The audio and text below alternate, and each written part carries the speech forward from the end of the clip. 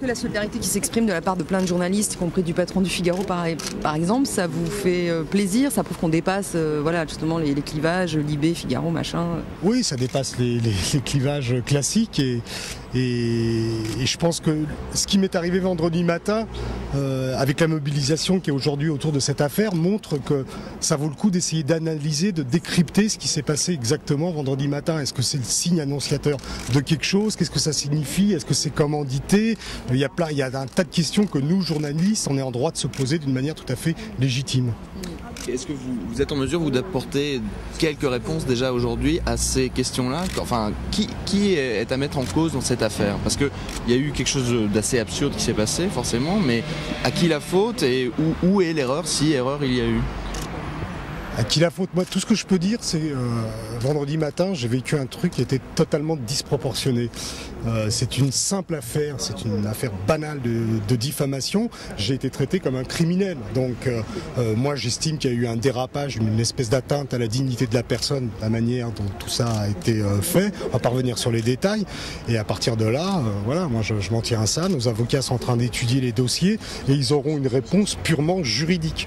Le mandat d'amener, en gros, c'est quand même quelque chose qu'on déclenche vis-à-vis d'un mec, d'un type qui est dangereux pour l'ordre public, qui va être sans doute, qui est passible d'emprisonnement. Moi, mon affaire, dans le pire des cas, je signale au passage que Xavier Niel a été débouté à chaque fois et condamné pour procédure abusive. Dans le pire des cas, mon histoire se terminait par une amende.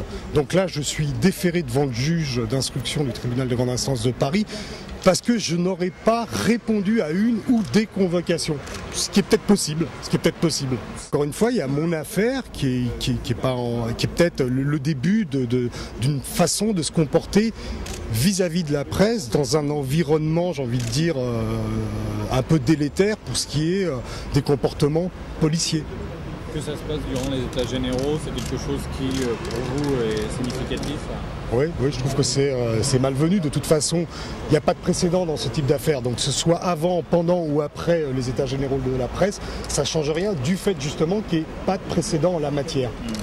Vous avez des éléments que vous pensez que c'est le fait d'être journaliste qui vous a valu ce traitement-là, ou seulement des soupçons, j'ai envie de dire? Non, j'ai pas d'éléments. En plus, je mets une sorte de point d'honneur à pas jouer le coup de la carte de presse. Enfin, voilà.